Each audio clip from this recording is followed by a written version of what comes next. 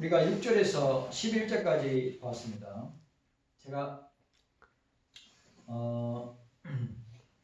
월요일 날에 제가 장례식장에 갔다 왔는데 비가 많이 오는 가운데 장례식장에 갔습니다. 그리고 여기서 그렇게 보니까 키로수를 보니까 한 40km 정도 떨어진 곳입니다.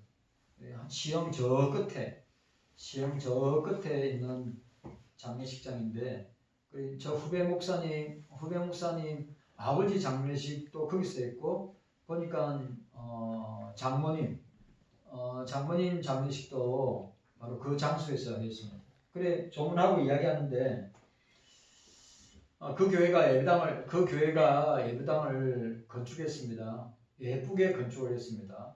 그래서 저한테 하는 말이 그 말을 합니다. 예배당 지을 때는 민원이 하나도 안 들어왔답니다. 민원이 하나도 안 들어왔는데 십자가를 달고 교회 이름을 달고 하니까 민원이 계속 들어오더랍니다. 예? 그러니까 요즘 교회가 여러분 아시다시피 요즘 교회가 혐오 시설에다가 또 그리스도인들이 혐오스러운 사람이 되었다고 하는 것을 우리에게 보여주고 있는데, 그래 예배당 지을 때는 민원을 한 번도 안 넣더니 십자가 다는 것이 혐오 시설이고 교회 간판다는 것이 혐오 시설이라서 계속 민원이 들어왔답니다. 그래 구청에서 나오고 경찰서에서도 나왔대요. 그래서 그 후배 목사님이 구청에 나온 직원들한테 생각해 보시라고, 저 상가에 식당들 다 식당 이름이 있지 않냐고. 식당 이름이 있냐고. 근데 그 식당 이름 달아놨다고 누가 혐오시설이라고 고발하고 민원을 넣느냐고. 교회 이름 다른데 교회가 지역사회에 유익이 되고 도움이 되고 필요하니까 또 섬기기 위해서 교회를 세웠는데 십자가가 너무너무 보기 싫은 혐오시설이라고 누가 계속 민원을 넣어가지고 그래 고발이 들어와서 구청과 경찰에서 나와가지고 목사님한테 이야기를 하길래 목사님 그렇게 이야기해요. 그러면 이 동네에 있는 식당이나 가게들 간판 다 떼야죠. 그래서 그 이제 구청에서 목사님 말씀이 맞으시다고, 그래 악성 민원인이 고발한 걸로 생각하고 고발 없던 걸로 알겠다고 그렇게 제가 조문하면서 그 이야기 들었어요.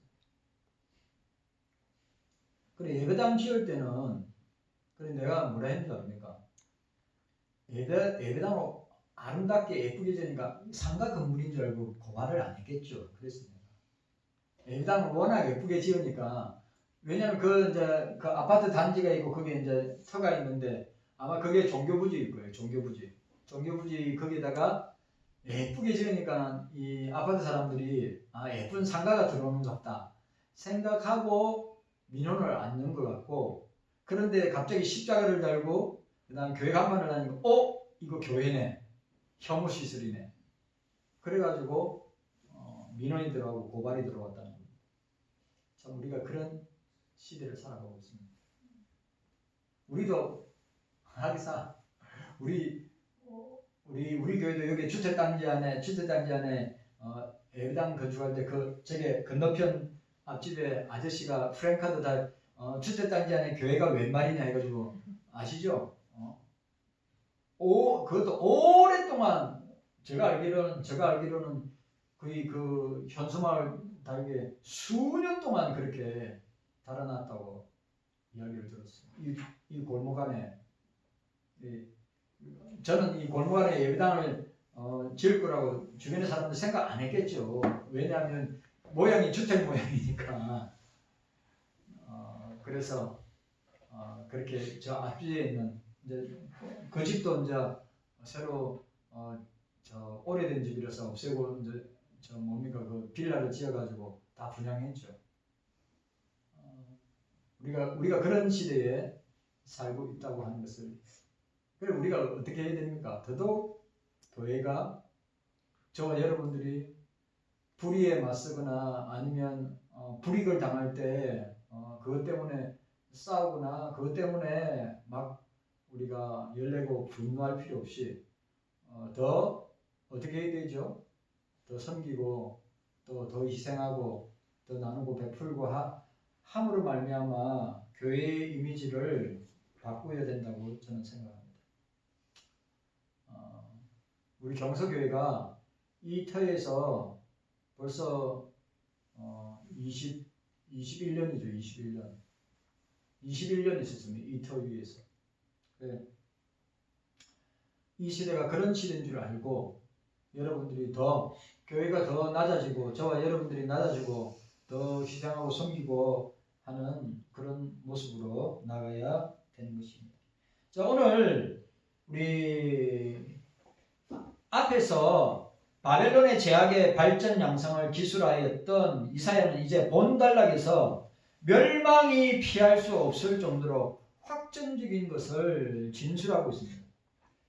특별히 당시 바벨론이 신뢰하던 국가보호안전장치에 해당되는, 그러니까 이런 것들이 나라를 지켜줄 것이다. 이런 것들이 백성들을 지켜줄 것이다 라고 생각하는데 그게 뭐냐? 마법, 요술, 주술, 영매술, 그 다음에 점성술, 천문학 등 이런 것들이 바벨론과 백성들을 지켜줄 것이라고 철저하게 믿었던 사람들.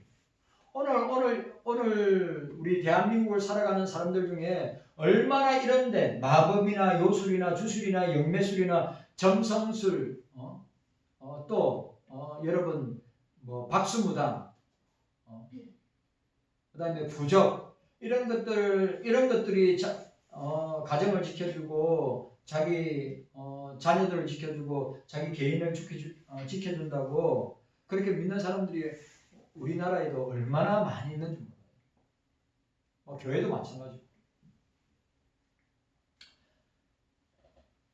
멸망으로부터 구원을 요청해 보라는 투로, 조롱의 투로 이사야가 이야기하고 있는 것을 보게 됩니다. 이런 사실은 멸망에 따른 우방 무역국의 거래 단절에 대한 시적 묘사를 통해 더욱더 실감나게 보여주고 있는 것입니다.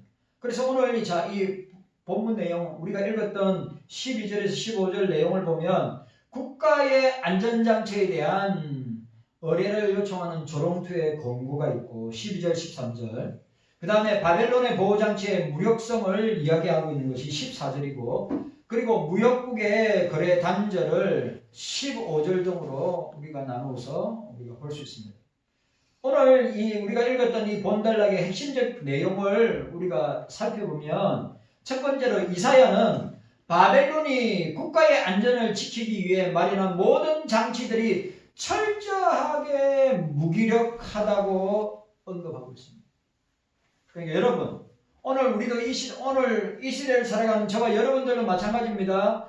나라의 안전과 백성의 안전과 교회의 안전과 오늘 저와 여러분들의 안전을 지켜주는 것은 이런 주술이나 영매술이나 점성술이나 마법이나 요술이나 이런 이따위 아니면 무당이나 부적이나 이런 것들이 지켜주는 것이 아니라 이런 것들은 철저하게 무기력하다.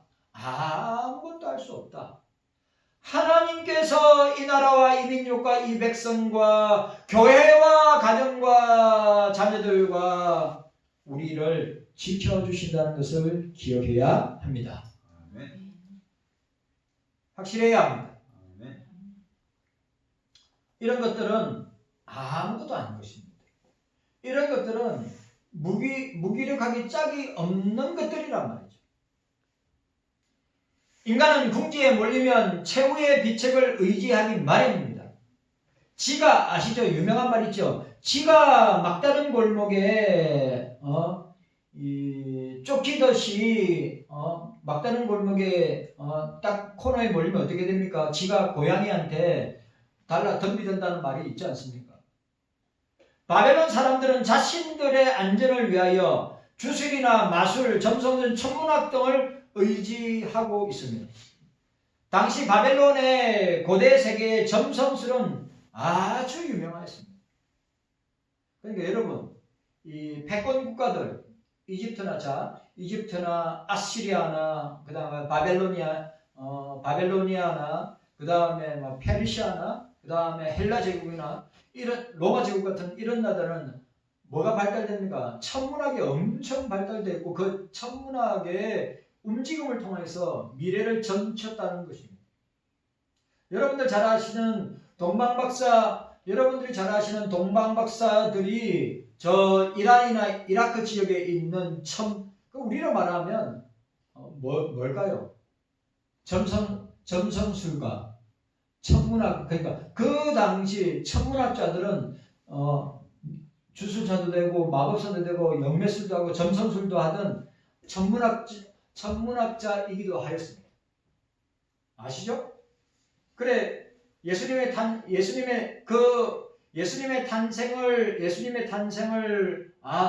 위대한 왕이 태어나는구나. 그 별을 보면서 위대한 왕이 태어나는구나. 그래 그 사람들이 2000km 떨어져 있는 곳에서 그 별을 보고 어디까지 온 거예요? 예루살렘에 왔다가 그 별을 보고 다시 베들레헴에 간 거란 말이죠. 근데 아무나 관찰할 수 있느냐? 아무나 관찰 못해요. 그러니까 여러분 아무나 볼 수 있느냐? 아무나 볼 수 없는 거예요. 그러니까 그 당시 점성술사들, 그 당시 천문학자들, 그 당시 마술을 행하던, 그러니까 마술을 행하는 사람이 천문학자이기도 하고 천문학자가 점성술을 하는 사람이고 무당도 되고 다 종합적인 거예요. 종합적인. 구약 성경에도 그런 모습들이 우리가 나타나게 됩니다. 그래 예수님 탄생의 별이 뭐죠? 목성. 그 동방박사들이 목성이 왕이 태어날 때 목성이 움직인, 그러니까 왕이 태어날 때, 위대한 왕이 태어날 때 목성이 움직이는데 이 천문학자 동방박사들 위대한 왕이 태어난다 보다. 주피터. 그래 예를 들어 뭡니까? 목동들이 밤하늘 빛난 별 중에 그러니까 아주 크게 밝고 빛나게 모습을 보고 사람들이 놀랬겠죠. 그전에는 천문학자들만 관측할 수 있는 별이었단 말이죠. 근데 이 지구부터 그 천문학자들이 요즘은 예수님 탄생 때 별들을 다 관측할 수 있으니까 그때 어떻게 됐습니까? 일직선상으로 쭉 목성을 중심으로 일직선상으로 쭉 모든 행성이 다 일직선에 딱 놓여 있어서 움직였다고 이야기했어요.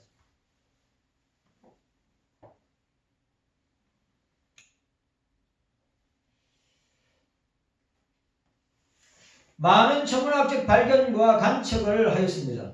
현재 발견된 수백 장의 바벨론 톡판을 보면 이러한 양상들이 생생하게 보여주고 있다고 합니다.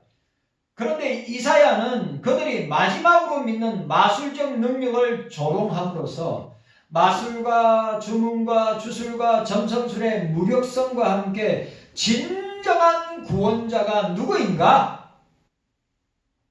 진정한 구원자는 하나님이시다. 자, 오늘 두 번째로 보니까 이사야는 바벨론의 무역국들이 패망과 함께 관계를 단절할 것이라고 말하였습니다. 바벨론은 오랫동안 애굽이나 아라비아나 페니키아 등과 같이 무역을 하였습니다. 그러나 바벨론이 멸망하자 모든 우방국들은 바벨론을 다 외면한 것을 보게 됩니다. 하나님의 심판으로 모든 국가의 안전보장치가 해제된 바벨론은 주변 국가들로부터도 소외되는 철저한 멸망을 맛보게 된 것을 보게 됩니다. 이스라엘을 괴롭힌 바벨론은 참혹한 고독 속에 멸망의 비애를 맞이하고 멸망당하게 되는 것을 보게 됩니다. 우리가 기억해야 될 것이 뭐냐? 하나님 나라를, 하나님의 교회를, 하나님의 백성들을 공격하고 또 핍박하고 그들을 향하여서 무자비하게 그들을 갖다가 박해한 결과는 철저하게 하나님께서 심판하신 것을 우리가 보게 됩니다. 일본이 그렇죠. 일본이 우리나라를 그렇게 했던 일본이 그렇습니다.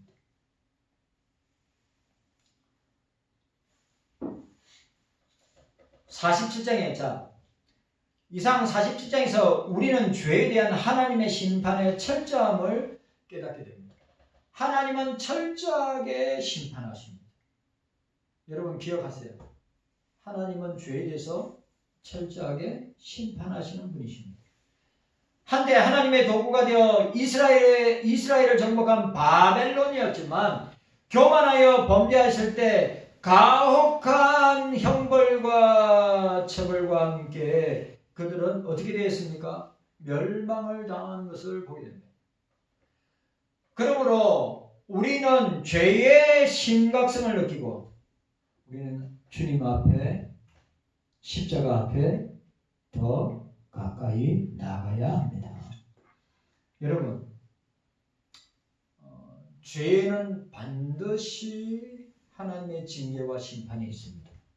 그리고 죄에 대한 심각성을 우리가 각성하고 어떻게 해요? 날마다 우리가 주님 앞에서 회개하고 자복하고 통회하면서 주님 앞에 나아가야 합니다. 주님 앞에 나아가야 합니다. 십자가 앞에 더 가까이 나아가야 합니다. 오늘 저와 여러분들에게 이런 은혜가 있으시기를 바랍니다. 그럴 때 주님께서 저와 여러분들에게 사제의 은총과 함께 주님의 놀라운 은혜가 있는 줄로 믿습니다. 자, 오늘 우리 내용 보도록 하겠습니다. 자, 12절 보시기 바랍니다. 12절, 우리 12절 함께 읽도록 하겠습니다. 우리 12절 함께 읽도록 하겠습니다. 12절 시작. 이제 너는 젊어서부터 힘쓰던 진언과 많은 사수를 가지고 서서 시험하여 보라. 혹시 유익을 얻을 수 있는지, 혹시 원수를 이길 수 있을는지 라고 했습니다. 오늘 이제 너는 혹시 유익을 얻을 수 있는지 라고 했습니다. 오늘 12절과 다음 절 13절, 자 13절 말씀, 자 13절 말씀 함께 보도록 하겠습니다. 13절 시작. 내가 많은 모략을 인하여 피곤케 되었도다. 하늘을 살피는 자와 별을 보는 자와 월삭에 예고하는 자들로 일어나 내게 임할 그 일에서 너를 구원케 하여 보라고 하였습니다. 자, 12절과 13절의 초청에 대해서, 자, 혹시 유혹을 얻을 수 있을는지, 진지함을 담은 것으로 보는 견해와 조롱으로 보는 견해가 있습니다. 바벨론의 소망이 헛것임을 이사야가 알고 있다는 점에 대해서 의견이 일치하는 것을 보게 됩니다.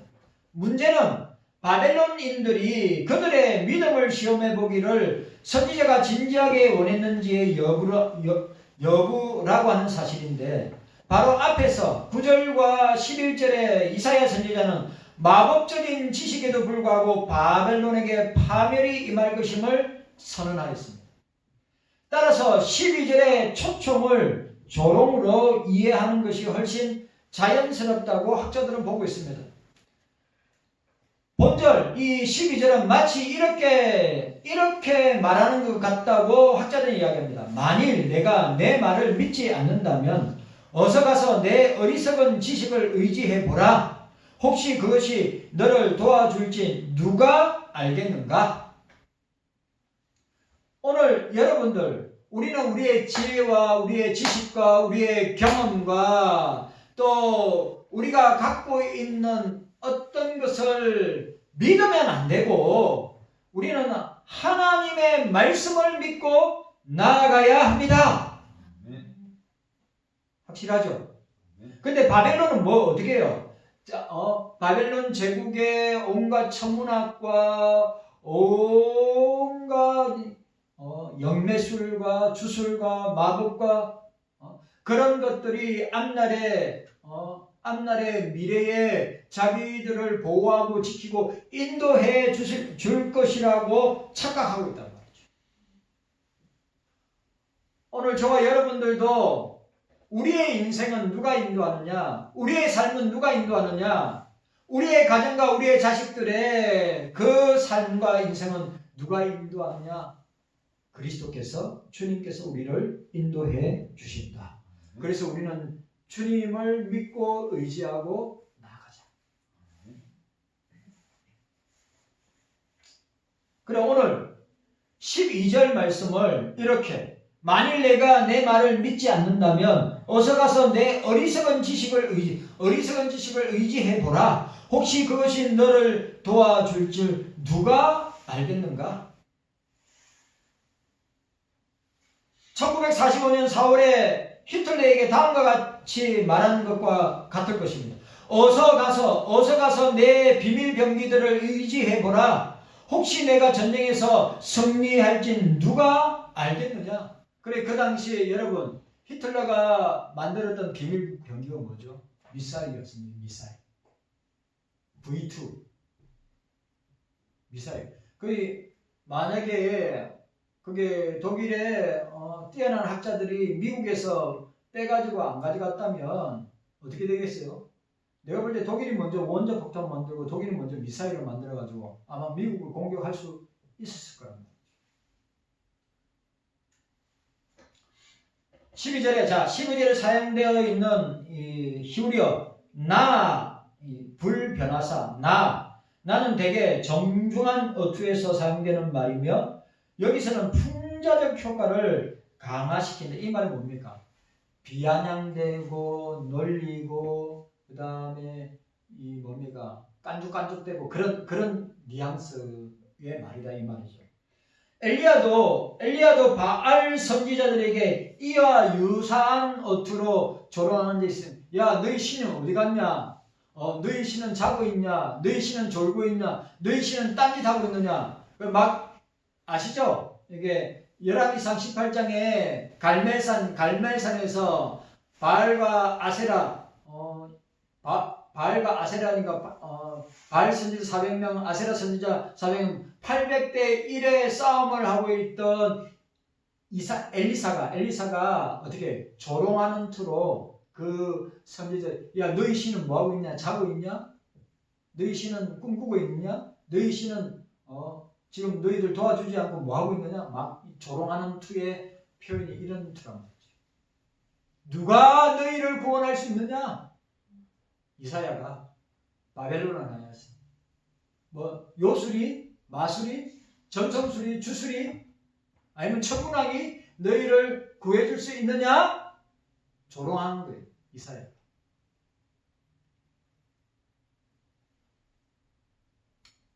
오늘 이 시대도 세상은 교회를 향하여서, 오늘 이 시대도 세상은 저와 여러분들을 향하여서 이런 투로 틀림없이 조롱하고 조소하면서 이런 투로 비아냥거릴 수 있는데, 여러분, 우리는 이런데 현혹되거나 이런데 기가 꺾이거나 이런데 두려워하지 말고 어떻게 해요? 이 세상에 있는 모든 것을 주관하고 다스리고 주권적으로 역사하시는 주님의 손에 우리를 맡겨야 될 줄로 믿습니다. 확실하죠? 오늘 저와 여러분은 주님께 맡겨야 합니다. 아멘. 여러분, 세상이 사람들이 우리를 조롱하고 조소하고 비소할지라도, 우리를 향하여서 그렇게 비아냥될지라도 우리는 절대 그런데 꺾이지 말고 어떻게 해요? 주님이 이 존재하는 세계와 우주와 온 세계와 모든 피조물들을 주님이 주권적으로 주장하고 다스리고 있기 때문에 우리는 주님을 의지하고 믿고 나아가면 이길 수 있다. 승리할 수 있다.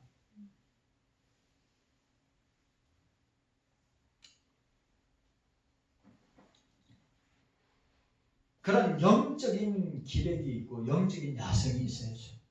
늘 그래. 요즘 한국 교회와 성도들의 문제가 뭡니까? 영적인 야성, 영적인 기백이, 영적인 힘이 세상의 힘과 논리에 눌려가지고 어찌할 바를 모르고 꼭 민수기 13장 14장에 나오는 이스라엘 백성들처럼 우리는 메뚜기와 같다고, 여호수아와 갈렙은 저들은 우리의 밥이라 우리가 올라가서 취하자 하는 그 영적인 기획은 하나도 없고, 우리는 세상 사람들 앞에서 우리 자신을 볼 때 우리는 메뚜기와 같다. 우리는 아무것도 할 수 없다. 그게 팽배한 시대를 살아가고 있는데, 오늘 이사야는 바벨론을 향해서 어떻게 합니까? 너희들 구원할 수 있는 것이 무엇이겠느냐? 너희들을 도와줄 수 있는 것이 무엇이겠느냐? 너희들을 갖다가 건져줄 수 있는 그런 힘과 능력을 가지고 있는 것들이 무엇이 있겠느냐? 도리어 이사야는 바벨론을 하면서 그렇게 오늘 뭐라고요? 풍자적인 효과를 노리고 이야기하고 있는 이사야를 보게 됩니다. 하나님과 동등한 자리에 오르려 했던 바벨론에게 달리 대안이 없음을 보게 됩니다. 여러분, 오늘 저와 여러분들에게 우리 인생과 삶의 대안은 주님밖에 없다. 맞아요. 오늘 저와 여러분들의 인생의 문제, 삶의 문제, 가정의 문제, 우리 자녀의 문제, 오늘 저와 여러분들의 모든 삶의 문제는 주님의 손에 있다.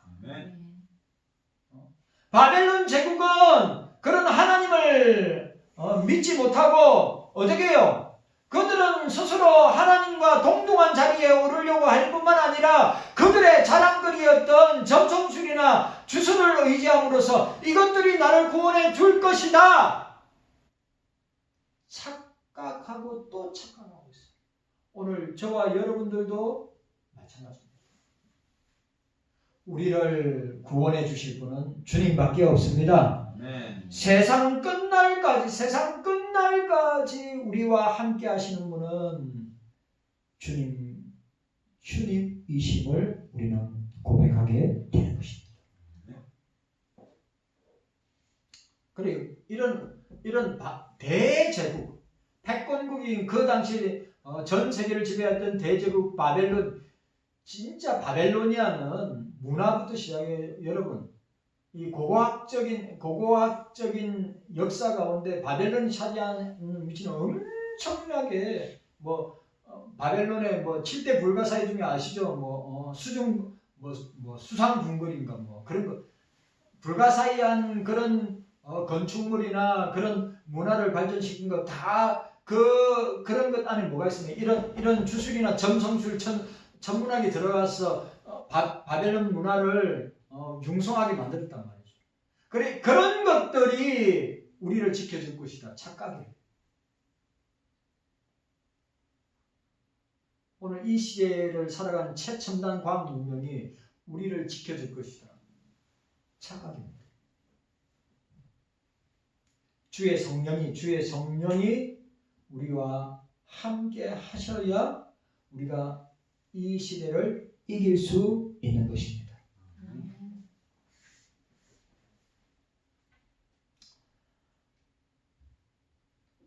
자신의 자랑거리인 점성술과 주술,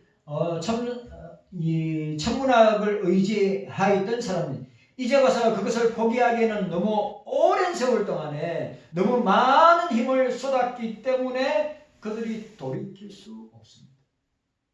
여러분, 죽었다 깨어나도 우리 옛날 분들 아시죠? 우리 아직도 생각납니다. 옛날에 저 불교를 가서 수십 년 믿은 사람이 예수 믿으면 부처님한테 너무 미안해서, 아니면 또 부처님한테 부처님이 자기 집안이나 자식이나 자기 자신을 갖다가 해코지할까봐, 그래서 기독교로 개종하거나 기독교로 나오지 못하는 옛날 분들 되게 많았었죠. 또 샤머니즘, 토테미즘으로 옛날 우리 어르신들은 샤머니즘, 토테미즘이 굉장히 강했잖아요. 저만 수도놓고 빌고, 그래 만약에 종교를 바꾸면 그 신이 노한다고 해가지고 종교를 못 바꾸고 오랫동안 방황하는, 저 주변에도 아직도 있습니다. 아직도. 전도해도, 예수 믿으라 해도 안 된다고. 그런 거와 마찬가지라고.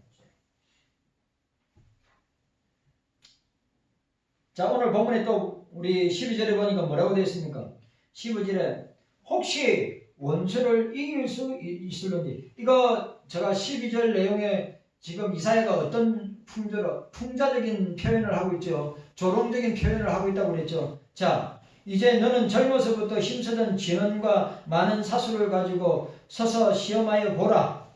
혹시 유익을 얻을 수 있을런지, 혹시 원수를 이길 수 있을런지라고 했습니다. 원수를 이길 수 있을런지, 이 히브리 동사 아나치, 이 두려운 마음을 일으키다, 제압하다, 깨뜨리다, 우세하다 뜻을 지니고 있습니다. 여기서 조롱의 의미가 가장 뚜렷이 드러나는 것입니다. 바벨론인들의 점성술이나 주술따위에 그토록 많은 시간과 노력을 들였던 것은 그들을 이어가는 외부 세력으로 하여금 공포에 질려 달아나게 하기 위함이었는데, 자 보세요. 이런 주술과 이런 점성술이 자기의 대적들, 자기의 원수들을 주술과 점성술을 한다고 그들이 두려워서 도망갈 수 있겠느냐? 도망갈 수 없다는 거예요. 도망 안 간다 이 말이에요. 하나도 무서워하지 않는다 이거예요.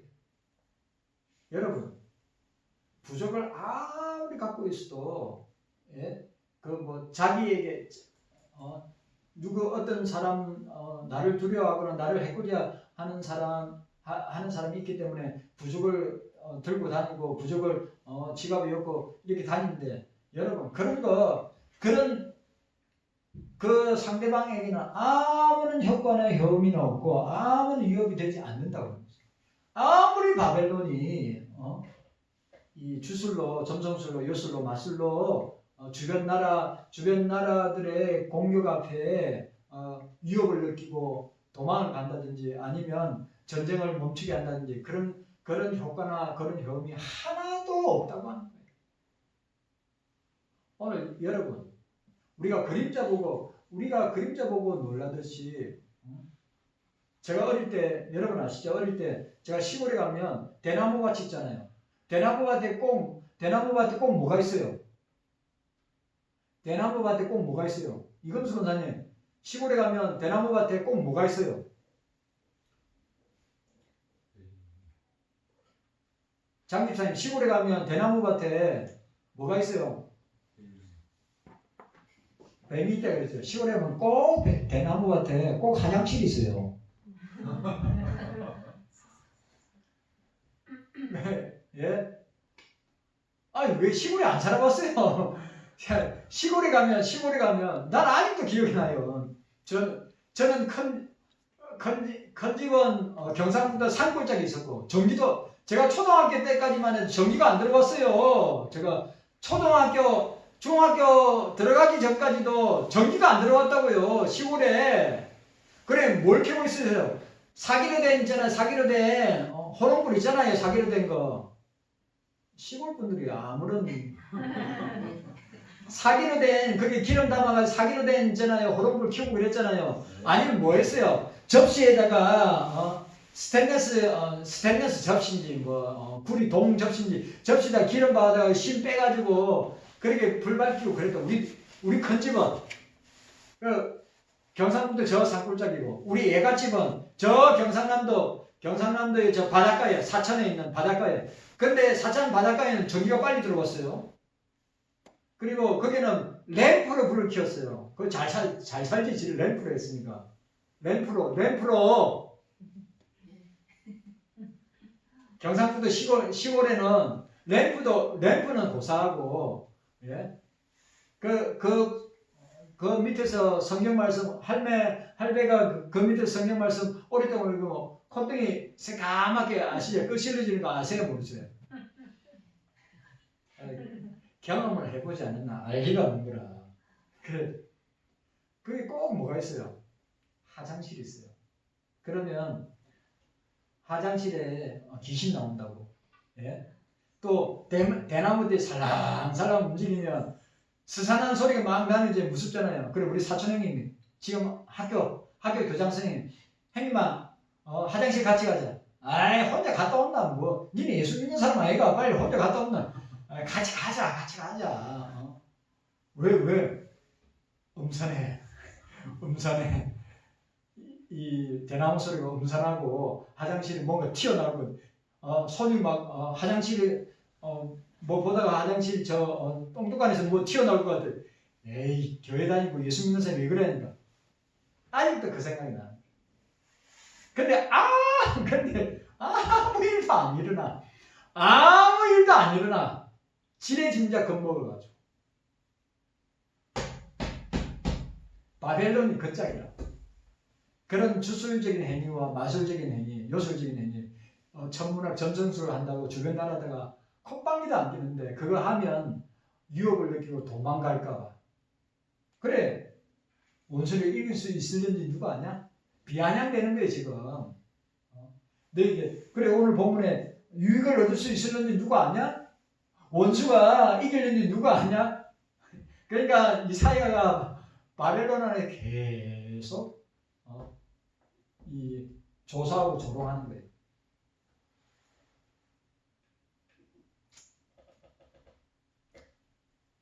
여기서 조롱의 의미가 가장 뚜렷한데 바벨론인들이 점성술이나 주술 따위에 많은 시간을 들이고 공을 들여서 외부 세력들이 그 두려움과 공포로 쌓여지게 될 것을 느끼고 달아나거나 도망할 것이라고 착각했습니다.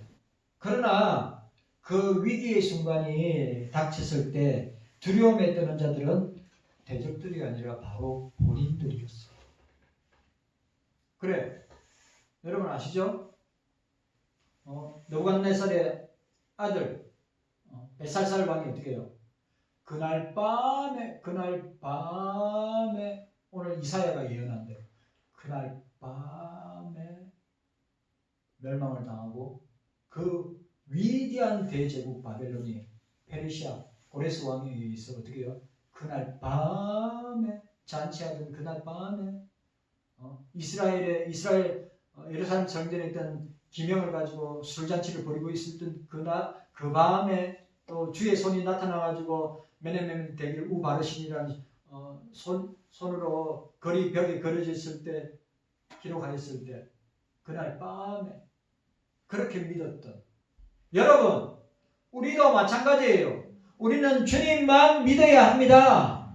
주님만 의지해야 돼요. 주님만 붙들어야 된단 말이죠. 근데 바벨론은 하나님을 붙들었다면 이사야의 말대로 또 그 시대에 누가 활동해? 다니엘의 말대로 바벨론이 하나님을 믿고 하나님을 붙들었다면 멸망하지 않죠.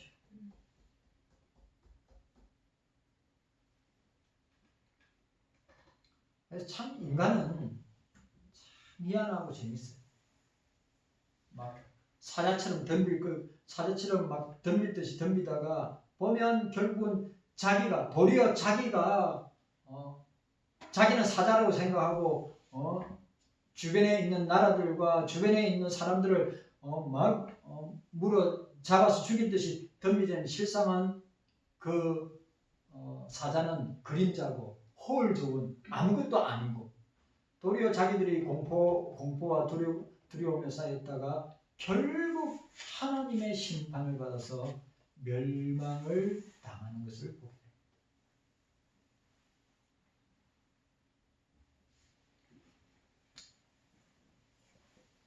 하나님의 심판이 임하는 날에 우상들은 모조리 사라지고 우상 숭배자들은 아물과 토굴에 숨을 것이라고 이사야는 예언하였습니다.